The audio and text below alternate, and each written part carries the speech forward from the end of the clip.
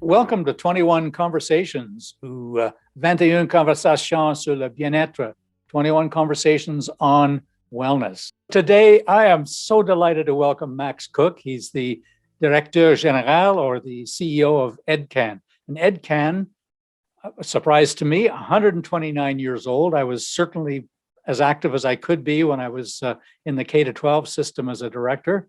It's a trusted organization with a huge influence right across this country on K-12 education.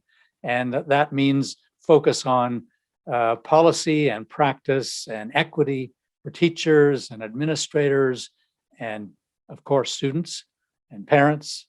Welcome, Max, and a delight to chat with you today. Thank you very much, Jim. Before we get started, I just wanted to thank your organization, longstanding partners. I would say a shared mission, Yep. Possibly with some different audiences, but I really appreciate the opportunity to be able to speak today about such an important topic. So thank you for having me on. That's great. So, Max, let's get right into the issue of EdCan and the kind of wellness coaching you're providing to the education community right across the country. What have you learned through this coaching process about wellness that you wish every leader and every educator knew? Well, I'm going to speak about this, and thank you for the question. From a personal aspect, I took some of the coaching that was offered by our partners, BTS Spark. I'll speak about that in a second. I would say, to answer your question, it's the importance of vulnerability. Vulnerability takes courage. To be able to speak when you're a leader to a confidant about your worst days and your biggest fears and how you can overcome those and become a stronger professional.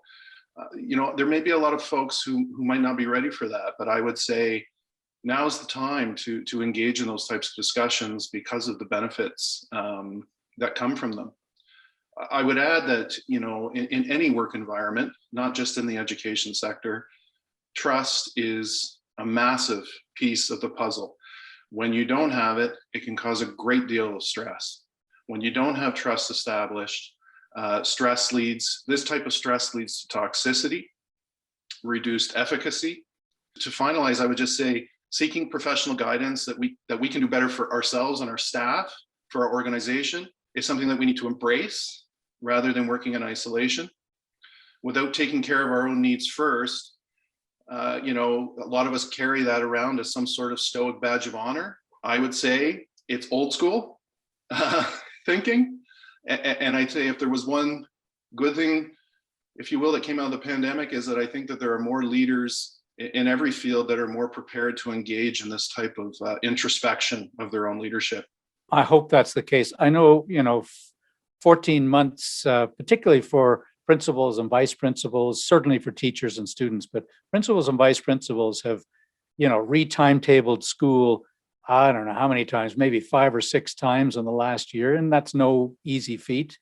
And often it's on a dime.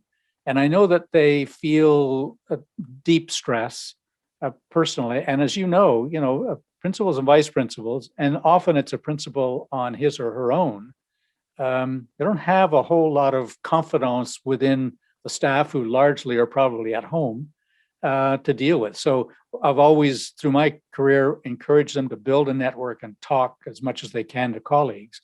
And certainly before they make a heavy duty decision, call a friend first. But that seems to me to be sort of consistent with what you're saying, that they got to deal with that trusted relationship. We partnered with an organization. It's an international not-for-profit called BTS Spark. It offers online one-to-one virtual coaching, a model focusing on leadership in times of complexity. I would regard this, in a lighter tone, as me time. And there's a couple of reasons why this is important. So you just mentioned, the importance of mentoring. I would counter that there is not enough formalized mentoring in the system, where it has to happen, where it has to take place. And often principals district administrators simply don't have the time to engage in this on their own. What I found when I took the course was that it forced me not only to do a bit of prep with my morning coffee at 6 in the morning to get my thoughts together for the time I was going to have, it carved out an hour of my day. And let me tell you, that hour of your day, when you put the whirlwind, as I call it, aside and you focus on yourself and you think about decisions made, what you need to do next, what you could do better, it's actually invaluable. And now in today's age, pandemic, post-pandemic, this notion of virtual coaching, I think, is a little less, I think it has a little more street cred than maybe it did. And this is why we latched onto this, because we felt very much that this was something that we could offer our members, not just individual leaders, but teams of principals, teams of district administrators. So we're quite excited for the rollout of this. And, you know, as you can see, I'm very big on it. There's other district leaders that have taken this as well. I think sometimes it might be a leap of faith, but back to my point, it's about carving out those moments to be able to do this, and the payoff is immense to your own ability to calm down, make decisions, become a better leader. Yeah, it's that introspection. You know, it's interesting. I've talked with a number of school administrators through this process, and of course teachers. But I think there are some folks who may feel a sense of guilt or shame associated with sort of considering their own well-being first. And the self, you know, it's sort of in conflict sometimes with the selflessness of their work, especially now during this real tough challenge. So how can people reframe that guilt or that thinking? Educators, doesn't matter what level of the system you are you know, the most humble, gracious individuals that will always put their students first. But there's a, you know, a negative side to that, and it's not by design. They're always going to look after other people. And when you move up the ranks to leadership, you're always going to look after your staff, just as you did your teachers before you do yourself. I'd like to think this is changing, but I would use, and it's cliche, the oxygen mask instructions you get before you go on a flight. It's strange that it's become a cliche, but I think educators need to adopt that thinking, that you need to put that mask on yourself, get the support that you need to give you the strength and to be your best self, to give support to others.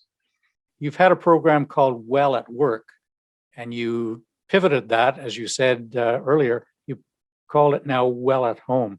Can you just talk a little bit about those initiatives, or maybe it's one same initiative? It's one initiative, but there's some important distinctions within it. Well at Work was the first stage of a process for us to take all of our history and our strength and knowledge mobilization through our magazine, through fact sheets, through our convening, through everything that we've done through the history of the organization, and to put a focus on how we can assist as a neutral third-party organization, nonpartisan, how we can assist the system in putting a stronger emphasis, both in terms of policy and investment, on K-12 staff well-being.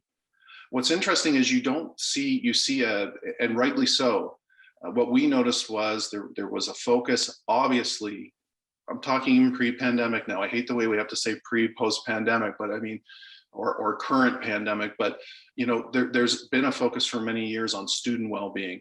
There was much less emphasis on staff well-being, and unfortunately, that focus on staff well-being in some aspects had a political aspect to it. Whether you're talking about collective bargaining and you need points one way or the other with respect to class size, with respect to working conditions, whatnot. And I think, you know, I've said this before, quite frankly, what we realized probably a year into doing knowledge mobilization and working with the experts right around the world to build awareness of the importance of this and what we can do systemically to change it and to improve well-being for staff, you know, I kind of stumbled across that it's a bit of a political football at times too. And we persevered with this to say, as a nonprofit, as a neutral third party, we want to push this notion of K-12 staff well-being. We're committed to it. And what we noticed was we started building a movement of experts, educators, that galvanized around this issue to a point where now we're able to offer solutions on the ground. And that's what we'll be working on over the next 3 years.